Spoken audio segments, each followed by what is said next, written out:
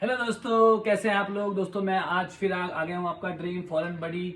और मैं कुछ एक इम्पॉर्टेंट टॉपिक पे क्वेश्चंस लाया हूँ। ज़्यादा क्वेश्चंस नहीं है, ज़्यादा बड़ा वीडियो भी नहीं होगा, बट क्लियरिटी होना इसमें ज़रूरी है।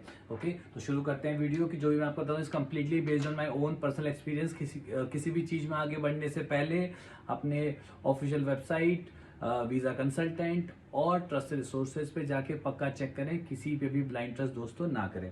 ओके दोस्तों, तो सबसे पहले जैसे मैंने आपको बताया, मेरी वाइफ का एक यूट्यूब चैनल भी खुला, उसने खोल रखा है, जहाँ पे वो अपनी एक्टिविटीज़ और जो भी एडवेंचर अपनी जो हमारी बेटी के साथ कर रही है वो वहाँ पे डालती रहती है, अपडेट करती रहती है कुछ ना कुछ। तो उस चैनल को भी जाएं, वहाँ चेक करें और उसको भी सपोर्ट करें, लाइक करें, सब्सक्राइब करें।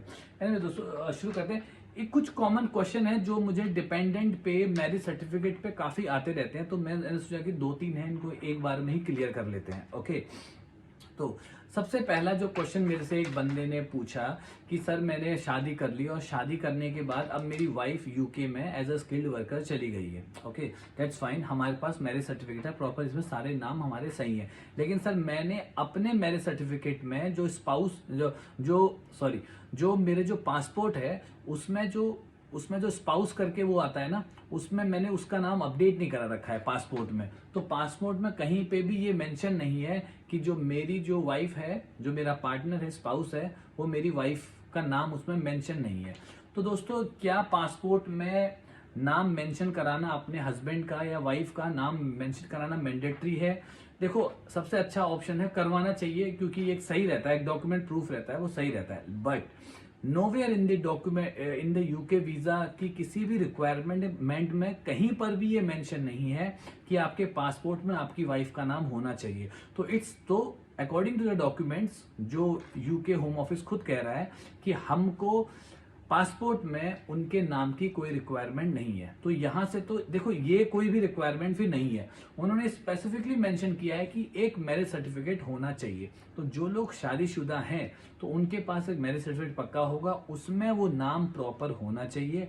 पासपोर्ट में हो ना हो, जहां तक मेरा एक्सपीरियंस है, पढ़ के मुझे जो लग रहा है, डॉक्यूमेंट देख के लग रहा है, उसमें कहीं पे भी नोवेयर इट मेंशन कि आपके पासपोर्ट में आपके हस्बैंड या वाइफ का नाम मेंशन होना चाहिए। उनको अगर प्रूफ चाहिए तो एज अ मैरिज का जो प्रूफ चाहिए वो मैरिज सर्टिफिकेट ही होना चाहिए। Okay, that's the one point. तो ये पक्का आप ध्यान रखें। तो कई बार किसी का कुछ होता है, और एक दोस्त ने भेजा, उन्होंने मुझे निकाहनामा भेजा अपना कि भाई मेरे पास एक निकाहनामा है। तो कुछ भी हो, ऐसा कोई भी डॉक्यूमेंट जो गवर्नमेंट ऑफ इंडिया द्वारा इश्यूड हो, वही चलेगा। ओके, दूसरा चीज है, कई बार लोग बोलते हैं कि सर मेरा सरनेम जो है वो चेंज हो चुका है शादी के बाद। मेरी एक फॉलोअर है, उसने मुझसे पूछा सर शादी के बाद मेरा सरनेम चेंज हो चुका है और पासपोर्ट में अपडेटेड है और मेरा मैरिज सर्टिफिकेट में अपडेटेड है, क्या इससे, बट मेरे जो 10th के डॉक्यूमेंट हैं उसमें कुछ और नाम है, तो वो जो जो पहले नाम था वो वाला, शादी से पहले वाला, क्या इससे कुछ प्रॉब्लम होगी या मुझे कहीं से लिखवाना पड़ेगा कि मेरा नाम पहले ये था, एक कहीं से लेटर अथॉरिटी से लिखवाना पड़ेगा कि मेरा पहले नाम ये था और अब नाम ये है? देखो, इसकी कोई ज़रूरत भी नहीं है। ओके, सबसे पहली चीज़ तो ये है, अगर आपका नाम पासपोर्ट पे, मैरिज सर्टिफिकेट पे मैच होना चाहिए, वही सेम नाम होना चाहिए, उसी की इंपॉर्टेंस है और उसी की रिक्वायरमेंट है। उससे अलग आपको कुछ भी नहीं करना है। ओके, एक क्वेश्चन इसमें और मुझे पूछा कि जब आप डिपेंडेंट का एप्लीकेशन फीस भरते हो तो उसमें एक और आता है अदर नेम्स। पहले तो वो आपसे गिवन नेम और आपका सरनेम पूछता है, फिर एक बोलता है एनी अदर नेम। तो उसने मुझे, मेरे फॉलोअर ने पूछा कि सर क्या मैं इसमें जो मेरा शादी से पहले वाला नाम था वो डाल दूं? तो नहीं, वो कुछ जरूरी नहीं है। कहीं पे भी आपको वो जो पुराना नाम है वो मेंशन नहीं करना है। केवल आपका जो पासपोर्ट में नाम है वही आपके मैरिज सर्टिफिकेट में नाम होना चाहिए, and that is more than enough. इतना ही आपकी रिक्वायरमेंट है। ओके, तीसरा क्वेश्चन है कि एक ने मुझसे बात हुई, उन्होंने कहा सर मेरे पासपोर्ट में जो नाम है वो हर जगह सेम नाम है।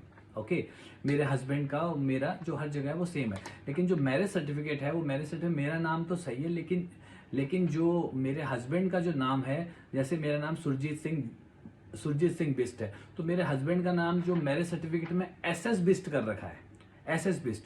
तो मैरिज सर्टिफिकेट में नाम के इनिशियल्स यूज किए गए हैं, फुल नाम नहीं, बट तो इससे मतलब क्या हो गया कि मैरिज सर्टिफिकेट में पासपोर्ट से जो नाम है वो मैच नहीं करता है। तो मैं तो सजेस्ट ये करूंगा कि ये गलत हो जाता है कहीं ना कहीं। मेरा जो एक्सपीरियंस है, अब चलता हो नहीं चलता हो आई डोंट नो, बट मेरा जो एक्सपीरियंस है वो दोनों तरफ नाम सेम होना चाहिए। ऐसा नहीं है कि इनिशियल से कुछ भी निकल आएगा। ओके, तो ऐसा नहीं है कि एस से यही हो सकता है, एस से ये भी हो सकता है। तो ये पक्का ध्यान रखें कि जो नाम है वो पक्का सेम होना चाहिए। और अब मैरिज सर्टिफिकेट में इतना ही है।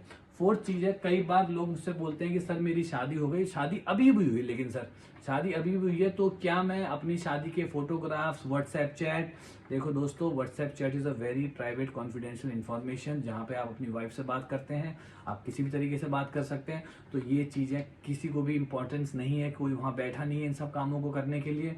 अगर आप मैरिड हो तो आपका marriage certificate government of India द्वारा इश्यूड होना चाहिए, which is more than enough. आपको अपनी गवर्नमेंट पे भरोसा रखो, उन्होंने जो डॉक्यूमेंट इश्यू किया है आप दोनों के नाम पे, वो नाम मैच होना चाहिए। उसके अलावा शादी की फोटो या व्हाट्सएप चैट वगैरह कुछ भी नहीं चाहिए। इन चीजों को दिमाग से निकाल दो, marriage certificate is more than enough. But हाँ, जो लोग अनमैरिड है, जो इंडिया में तो बहुत ही कम केस ऐसे हमको मिलेंगे ना, इंडिया में तो अनमैरिड लोग का जो उस तरीके पार्टनर जो बोलते हैं यहाँ पे, जो शादी नहीं करते लेकिन साथ रह रहे हैं और बच्चे वगैरह भी साथ ही कर रहे हैं बट शादी नहीं कर रहे, बट इंडिया में तो ये काफी अनयूजुअल केस होता है। बट हाँ, जो लोग शादी नहीं, जो पार्टनर हैं, जो साथ में रह रहे हैं 2 साल से 3 साल से, उस केस में आपको व्हाट्सएप चैट और कहाँ कहाँ आप घूमे हो, साथ कहाँ कहाँ घूमे हो, और ये सारी डिटेल्स आपको देनी पड़ती हैं। बट अदरवाइज अगर आप मैरिड हो तो आपको किसी भी चीज़ की कोई रिक्वायरमेंट नहीं। तो दोस्तों ये थे मैरिज सर्टिफिकेट पे जितने सारे जो ऑल ओवर क्वेश्चंस थे, वो मुझे लगता है कि ये वीडियो आपके लिए काफ़ी हेल्पफुल होगा। और मिलते हैं दोस्तों नेक्स्ट वीडियो पे। Thank you very much.